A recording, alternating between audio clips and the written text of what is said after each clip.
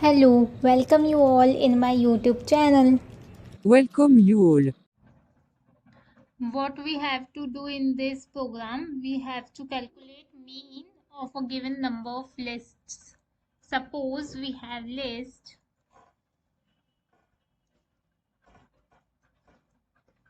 we have these 5 numbers. Now what is mean? We have to calculate the sum of these numbers and divide it by the length of the numbers. Means sum of these numbers is 35 and we have to divide it by 5 because these are 5 elements. That is mean. सो हमें अब सम निकालना है, तो सम के लिए मैं एक variable बनाती हूँ, सम इक्वल्स टू 0। हमने इसे 0 से इसीलिए इनिशियलाइज किया है, otherwise compiler will take garbage value. हम सम वेरिएबल में ही हमारा सम स्टोर करेंगे। इसी तरह मीन वेरिएबल बनाते हैं, इसका भी वैल्यू 0 देते हैं। हमने इसे 0 से इनिशियलाइज किया है। अब हम लूप लगाते हैं for I in range. Loop 0 से स्टार्ट हो रहा है और लेंथ तक चलेगा। And now what is length? हम लिस्ट की लेंथ कैसे निकालते हैं? बाय यूजिंग द फंक्शन लैन। लैन एक फंक्शन है लिस्ट में जिसे हम पास करते हैं, तो हमें लिस्ट में कितने एलिमेंट्स है वो मिलते हैं। तो लेंथ में क्या वैल्यू स्टोर होगी? 5, क्योंकि लिस्ट में 5 एलिमेंट्स हैं। तो अब 0 से लेंथ तक लूप चलेगा, मीन्स आई की वैल्यू पहले 0 होगी, फिर 1 2 3 एंड देन 4। क्योंकि लेंथ की वैल्यू 5 है तो 5 इंक्लूड नहीं होगा, तो लूप 0 से 4 तक चलेगा। Now what is to do? Sum plus list I. Means list जब आई की वैल्यू 0 होगी तो यहाँ पे क्या स्टोर होगा? First element means 5। तो सम की वैल्यू 0 है तो 0 प्लस 5, 5। तो इस सम वेरिएबल में 5 वैल्यू आ जाएगी, मीन्स सम वेरिएबल अपडेट होके इसकी वैल्यू 5 हो जाएगी। फिर नेक्स्ट एलिमेंट जब एक्सेस होगा तो 6, तो लिस्ट 1 की वैल्यू 6 होगी। तो सम में क्या होगा? पहली वैल्यू उसमें 5 है, 5 प्लस 6 11। तो अब सम की वैल्यू हो चुकी है 11। अब जब नेक्स्ट एलिमेंट एक्सेस करेगा 7, तो सम की वैल्यू पहले से 11 थी, तो 11 प्लस 7 इट्स 18। तो सम की वैल्यू अपडेट होके 18 हो गई है। फिर अब सम की वैल्यू 18 प्लस 8 26। अब सम की वैल्यू 26 हो गई। फिर 26 प्लस नेक्स्ट एलिमेंट 9, तो 26 प्लस 9 35। तो इस तरह सम में टोटल काउंट सारी वैल्यूज को का सम काउंट करके सम में स्टोर हो गया है। अब हम लूप के बाहर जाके मीन वेरिएबल में क्या फॉर्मूला लिखेंगे? सम divided by length. Now print it.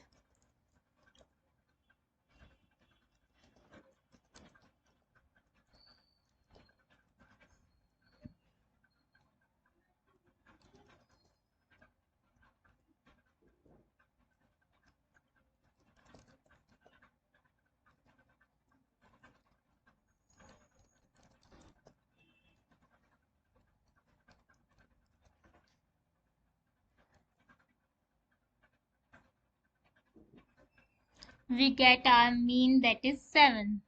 This program, what we have to do is we have to search for an element whether it is present in a list or not.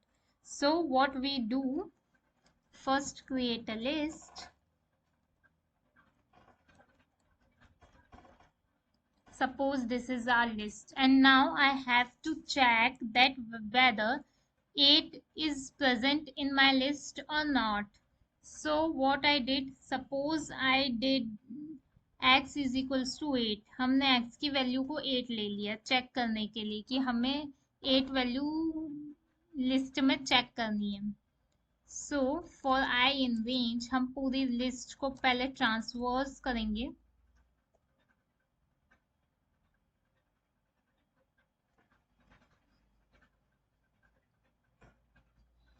क्या लेंगे? हमारी starting value होगी 0 and then length तक जाएगा। अब list की क्या length है वो हम यहाँ लिख लेते हैं। Length is equals two lane of list. तो हमारी लिस्ट में कितने एलिमेंट्स है 5, तो लेंथ की वैल्यू 5 हो जाएगी। तो हमारा लूप 0 to 4 तक चलेगा। 0th पोजीशन पे 5 है, 8 1 पोजीशन पे, 6 सेकेंड पोजीशन पे एंड 2 थर्ड पोजीशन पे और 4 फोर्थ पोजीशन पे। तो इस तरह से हमारा लूप सारी लिस्ट को ट्रांसवर्स कर लेगा। अब हम चेक करते हैं कि इफ x, जो हमारी x की वैल्यू दैट इज 8, वो हमारे लिस्ट में प्रेजेंट है कि नहीं। तो इसके लिए हम करेंगे लिस्ट ऑफ i, मीन्स ये कंडीशन हमने इसलिए लगाई है ताकि जो x की वैल्यू है 8, वो हर एलिमेंट को कंपेयर करेगी। जैसे कि 8 is equals to 5, 8 is equals to 5, ये ट्रू है तो इसमें ट्रू हो जाएगी कंडीशन, तो हम प्रिंट कर देंगे।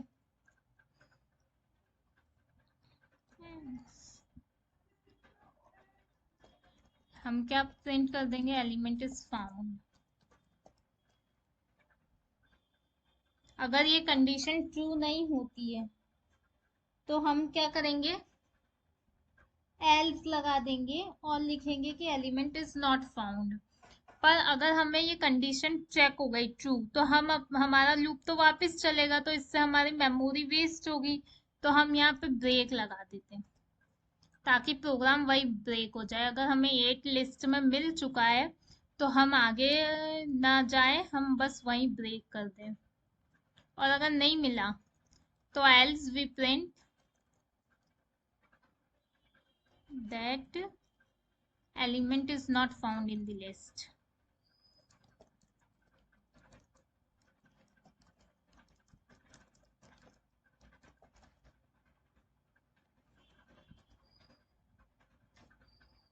Okay, let's run it.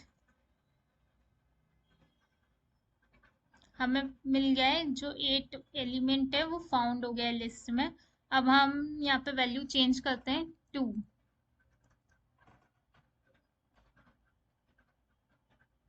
2 element is found.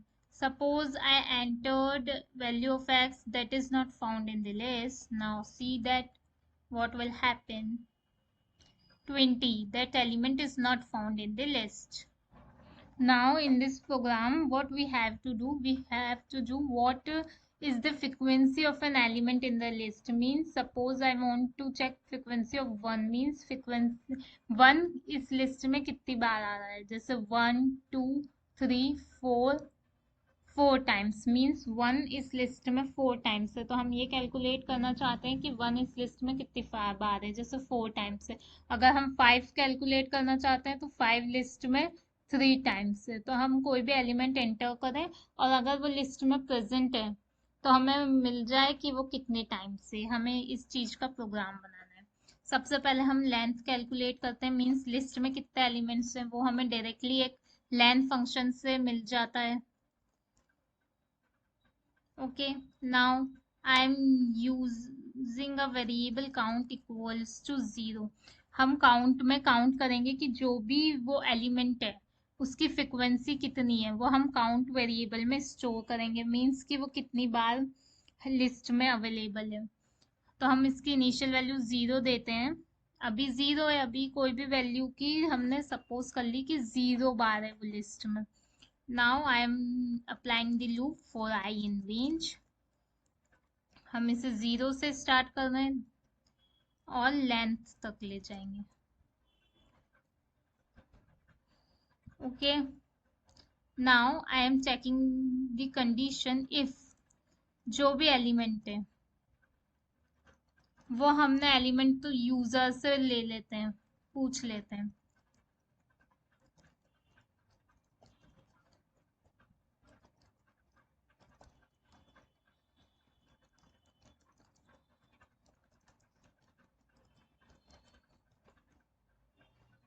हमने यूजर से एलिमेंट ले लिया है। अब वो जो एलिमेंट है वो अगर लिस्ट में फाउंड हुआ, पहले फाउंड होना भी तो अवेलेबल जरूरी है कि लिस्ट में होना चाहिए।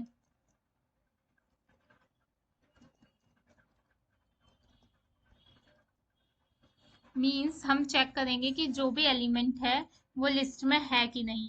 जैसे लिस्ट का हर एक एलिमेंट लिस्ट आई के थ्रू एक्सेस होगा, मीन्स जब आई की वैल्यू 0 होगी तो वन एलिमेंट एक्सेस होगा। फिर जब लिस्ट 1 होगी तो यहाँ पे 1 है। तो इस तरह से एलिमेंट एक एक करके हमने पूरे आई की वैल्यू को कहाँ तक ले गए, लेंथ तक, मतलब आई की वैल्यू बढ़ती जाएगी और हमारी लिस्ट में एलिमेंट्स चेक होते जाएंगे। ऐसे एलिमेंट जो भी यूजर इनपुट करेंगे वो सब चेक हो जाएगा हमारी पूरी लिस्ट में कि वो अगर है कि नहीं। अगर वो है तो हम काउंट को किससे इंक्रीज कर देंगे, +1 से। सपोज यहाँ पे आई की वैल्यू 0 है तो लिस्ट 0 मीन्स 1। तो 1 अगर हमारा यूजर ने एलिमेंट 1 डाला है तो 1 मिल जाएगा, तो काउंट की वैल्यू 1 से इंक्रीज हो जाएगी। तो काउंट की वैल्यू पहले 0 थी, अब 1 हो जाएगी। फिर नेक्स्ट चेक होगा कि आई की वैल्यू 1 हो गई तो लिस्ट आई 1 है तो एलिमेंट भी 1 है तो 1 इक्वल्स टू 1। तो काउंट की वैल्यू पहले 1 तो हो ही चुकी थी, अब एक और इंक्रीज हो जाएगी तो 2 हो जाएगी, तो काउंट की वैल्यू 2 हो गई।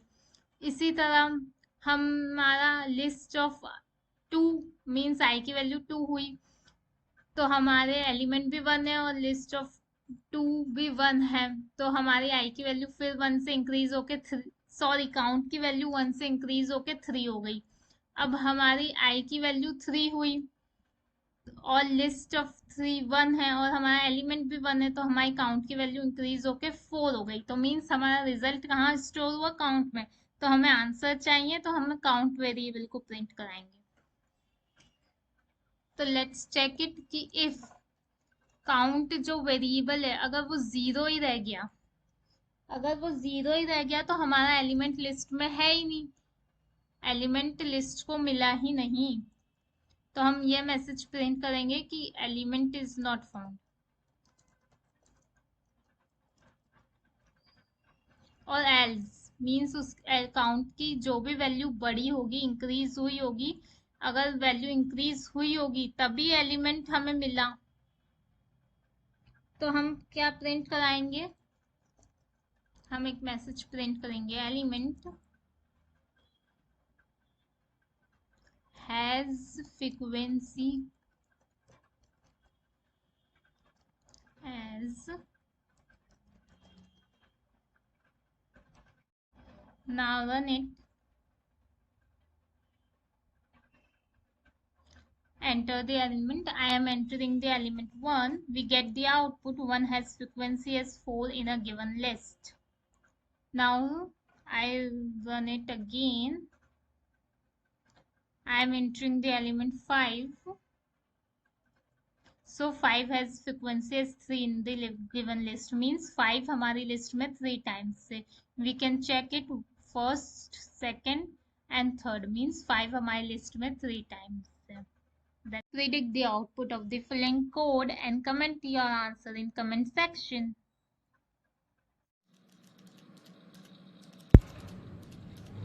Thank you all for watching.